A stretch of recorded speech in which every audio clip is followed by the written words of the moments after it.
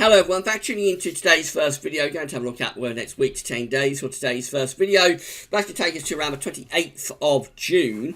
We'll be able to extend out beyond that with the extended ECM ensembles and the extended GFS running to around a couple of weeks. Have a look at CFS-V2 for the next month as well. And we will have a look at the ECM temperature and precipitation anomaly charts for the next 4 weeks too. I'd normally do the video for that on a Tuesday.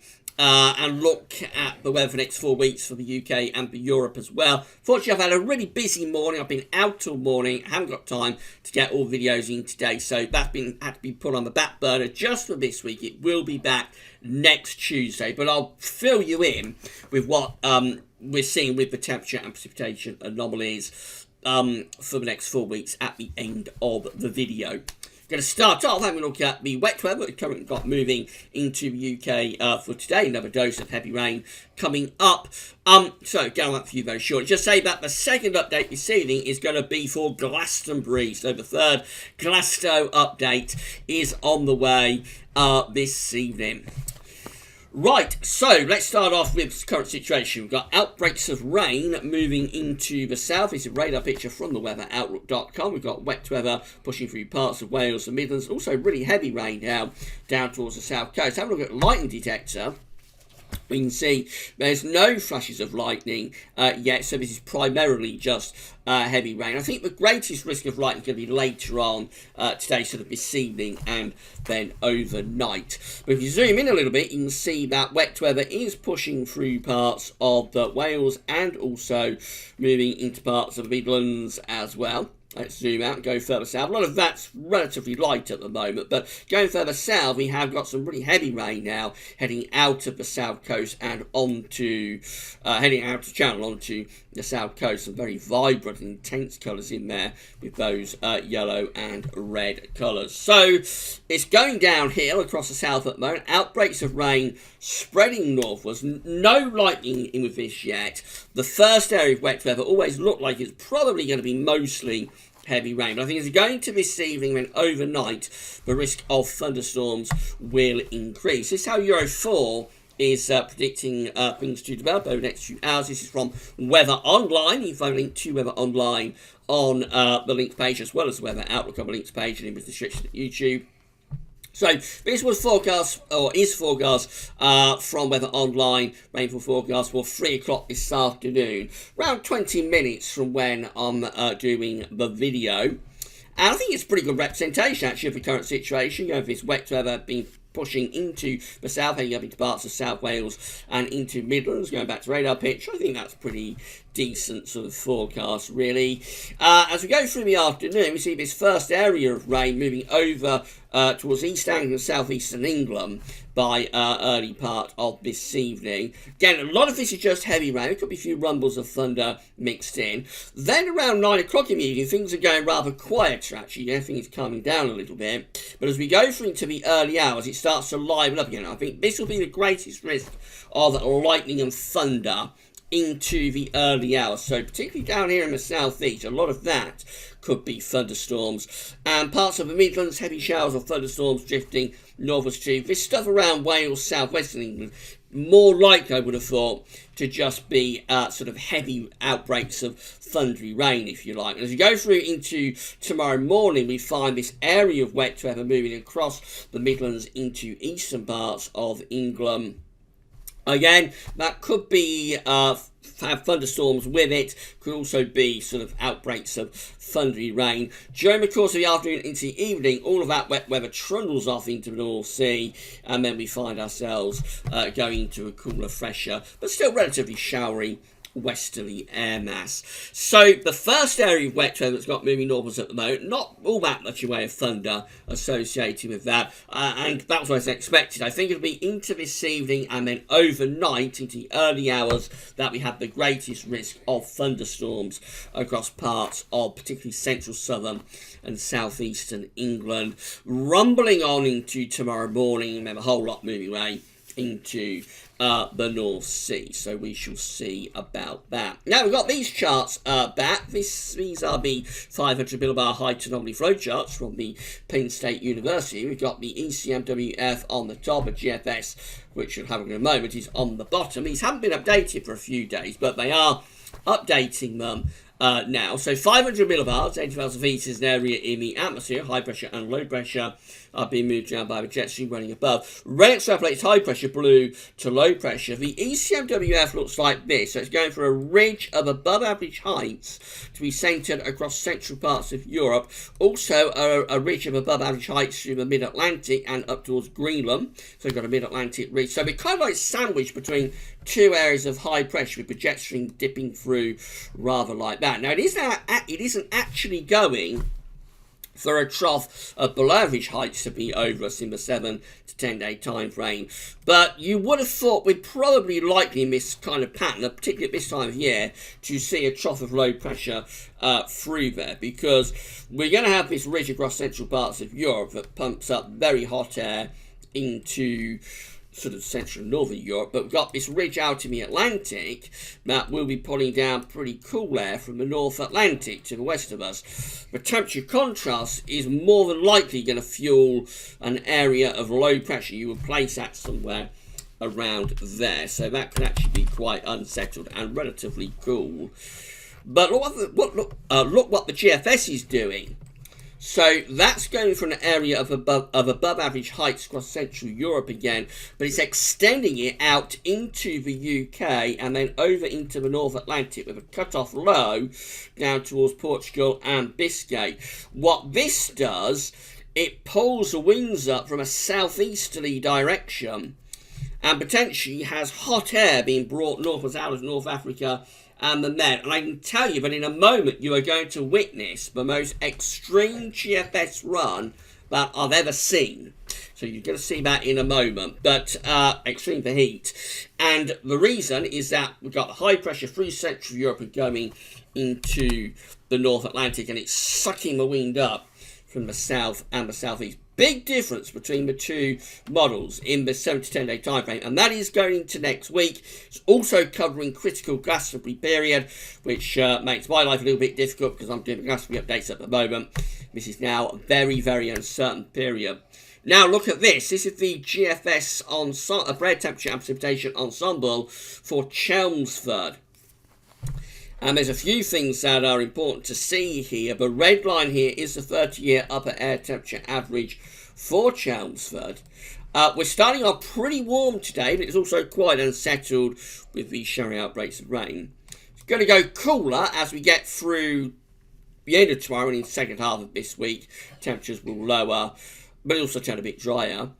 Over the weekend into next week, we can see that temperatures are picking up. It's going to become a lot warmer next week, potentially quite hot. But look at these hot outliers that we have within the GFS ensembles for next week. Many of these ensemble members are going up to between 15 and 20 degrees at 850 HPA.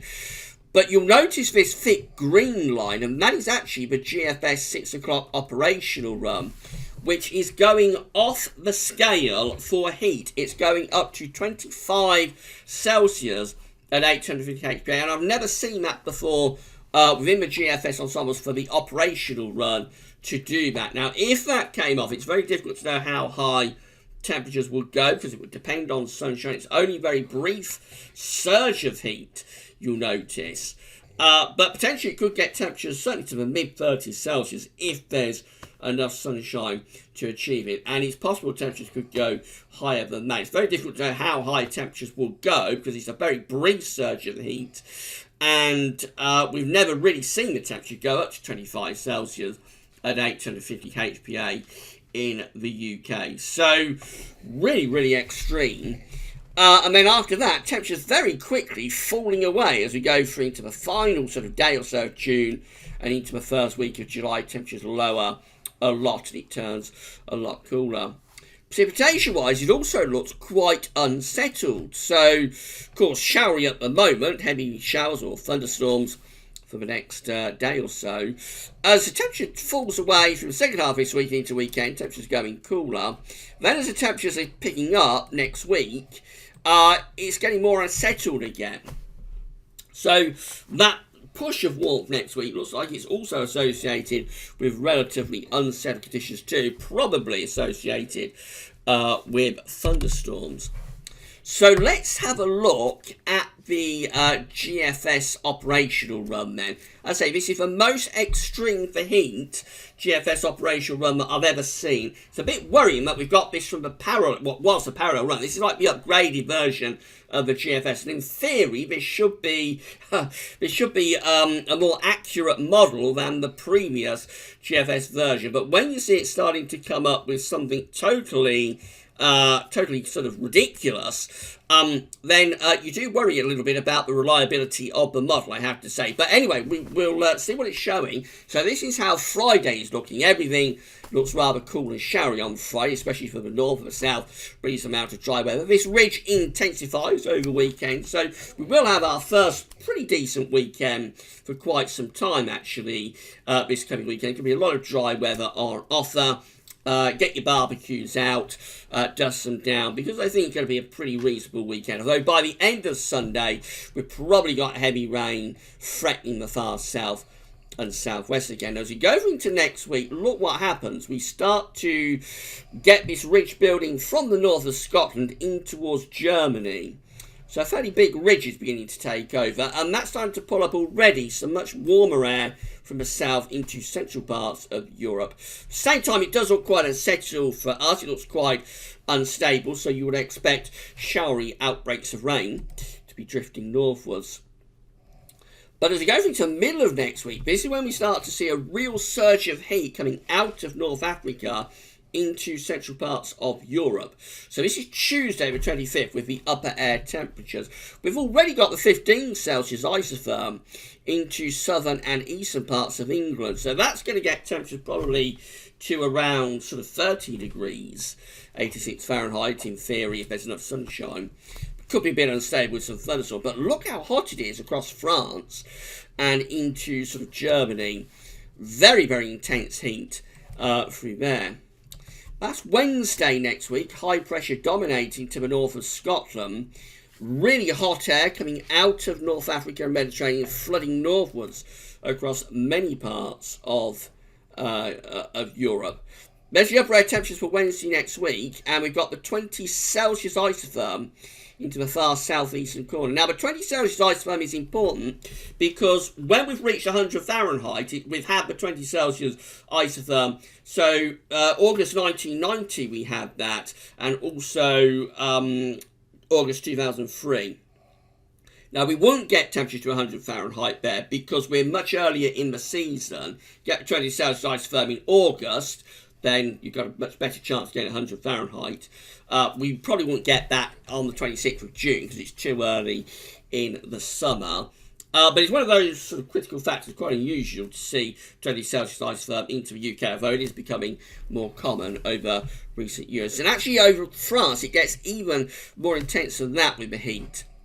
Then we go through to Thursday, and that low pressure then is getting closer to us. It's off the southwest of Ireland. And again, we're moving really hot air up into the west of Europe from North Africa and southern parts of Europe. And again, we've got a 20 Celsius isotherm covering much of England and Wales. But you'll notice, we saw it on the ensemble, if I just zoom in, you'll see there that we have actually got the 25 Celsius isotherm into southeastern parts of England. That is extremely unusual. I've never seen it before. And I don't know how high temperatures will go with that. So, I mean, in August, that will probably get temperatures to 40 degrees, 105 Fahrenheit, if it got to us. Too early, again, in the season to get temperatures that high. But, I mean, it's just a very, very extreme GFS run. Almost certainly won't verify, famous last word, it almost certainly won't be as intensely hot as that is showing. But as I say, it's a bit concerning that we're seeing this from the new upgraded version of the GFS, because when models start throwing out very extreme runs that are very unlikely to come off, you do question how reliable the model is. So anyway, that's the most extreme GFS run I've ever seen for heat. We go beyond that up towards day 10. Thundery breakdown is taking place then. This is Friday, 28th of June. You see the core of heat is being pushed away to our east. And in more extended range into the early part of July, actually it turns quite cool and unsettled again. Winds are coming back in from off the Atlantic. So it's only a very brief surge of heat, but very intense surge of heat at the same time. Very, very strange GFS run indeed. This is the GM, this is the Canadian model, cool and showery on Friday into weekend. High pressure gives us a relatively dry and pleasant weekend. And then to next week, this low pressure moves up from the southwest, so it turns unsettled through the early part of next week, showers along as spells of rain. Now you'll notice through the middle part of next week, instead of having that surge of heat pushing northwards, we actually find ourselves under a trough of low pressure. That's Wednesday, 26th of June. We're under a trough of low pressure, and the real push of heat is across central and eastern parts of Europe, going up through there. We're on the cool side of the jet stream, something a bit like that. So the GM is much, much cooler for next week. No heat surge at all next week. Actually, it's probably giving us below average temperatures and maybe very wet conditions, particularly across southern and southeastern parts of the country. So what a contrast between the two models for next week. Absolutely ridiculous how different they are. At day 10, we're looking very cool there, actually, with the wind in from the northeast. Upper air temperatures are looking really cool. You'll notice the heat surges across eastern parts of Europe, hundreds of miles away from us, and just really cool and very wet probably at day 10. That would be very worrying for Glastonbury. This is how the ECM is looking. So again, that's rather cool and showery on Friday. Then we get this ridge building over the weekend. So everything up to Sunday is in agreement. High pressure builds over the weekend, gives us a nice weekend. Early next week, low pressure moves up from the southwest. This brings thundery rain northwards across England and Wales on Monday probably. You'll notice with the upper air temperatures on Tuesday, so we have got some pretty hot upper air temperatures, nowhere near as extreme as GFS is showing, but pretty hot upper air temperatures into France and sort of the Low Countries and parts of Germany. So not all that far away from us, actually. And into the second half of next week, though, that heat is generally kept just away from us across central and eastern parts of Europe. This is Thursday, 27th of June. We're actually putting down quite a cool northerly wind. It's probably fairly showery too. There's the upper air temperatures. So, yes, we're within the cool air from the North Atlantic. Notice how hot it is, though, across many central and western parts of Europe. So we're not all that far away of the ECM from pulling in some hot air, albeit nowhere near as hot as the GFS is showing. But it never quite gets to us. And actually, you have a relatively cool, showery week next week with the ECM. These are the options that are on the table within the ECM ensembles today for day 10. This is the 28th of June. So you've got 16 members of the ECM ensembles with above average heights out to west of us. Trough of low pressure over to the east of us. Then we've got 13 members of the ECM ensembles with high pressure again out to the northwest and low pressure to the south. Real mess with these ensemble members. Again, just highlighting the uncertainty really next week. We've got 12 with high pressure to the southwest, bringing sort of a westerly flow. 8 that look hot. This has above average heights over to the east of us, a trough of low pressure around Biscay. So that's hot and thundery with those 8. Maybe sort of in line with what the GFS operational run was showing. Again, wouldn't be anywhere near so extreme with heat. And then 2 with northern blocking, high pressure sitting to our north and pulling in sort of east-northeasterly winds. Mainly dry probably with those. And not as hot as the 8 that we have just here. But you'll see that, obviously, by day 10, there are several options on the table for where the troughs and ridges are sitting, which again highlights the very uncertain nature of the weather for next week. 2 weeks' time, which is the 3rd of July, we've got 23 members of the east ensembles with below average heights to our north and bringing the jet stream through rather like that. We've got 15 members of the east ensembles look very, very unsettling indeed, with trough of below average heights over to the east of country, pulling in really cool north or northeasterly winds. And then we've got 13 below have a very weak ridge sitting close to the UK, but also low pressure in the Atlantic. Probably relatively unsettled with those 13 again, and fairly coolish.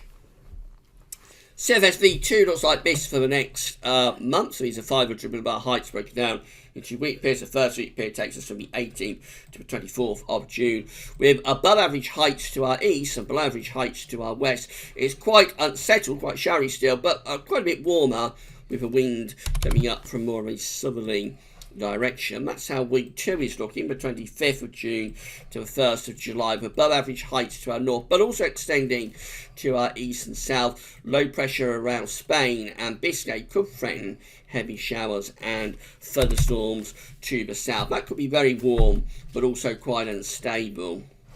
Week 3 is the 2nd to the 8th of July, with high pressure sitting to our north, low pressure is to our south. Again, that could threaten heavy rain, maybe thunderstorms into the south or southeast. Would be quite warm, you would have thought, but also relatively volatile.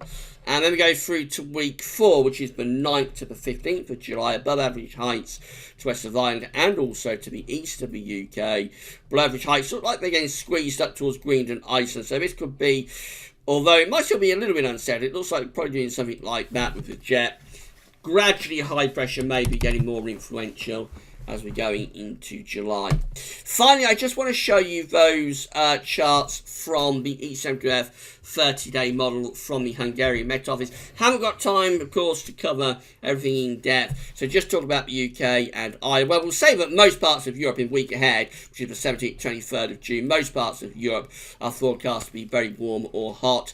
Out in the extreme west of Europe, including the UK and Ireland, it does look quite a bit cooler. And precipitation-wise, bit of a mixed bag, but looks a little bit more unsettled, I think, in the west. Relatively dry over in the northeast. Let's go through to week 2.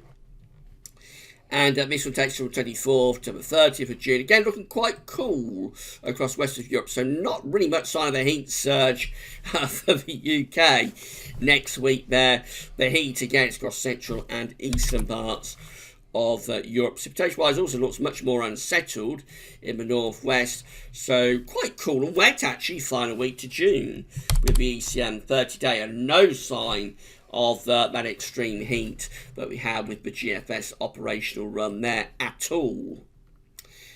Week 3 is the 1st to the 7th of July, going close to average with temperature anomalies now across much of Europe. And also maybe being a little bit drier in the west and northwest of Europe too. And then finally, week 4 is the 8th to the 14th of July. And if anything, perhaps going a little bit drier then, a little bit warmer I should say, across many parts of Europe. And the UK and Ireland might be included in that as well. Precipitation, very, very weak signals as they always are in week 4. But if anything, it might be still a little bit on the drier side. So as we're going towards July, maybe a few hints, something a bit warmer and drier. But certainly for the rest of June, looking quite cool and unsettled. The ECM 30-day update. No sign at all of that really intense heat that we saw with the GFS operational run.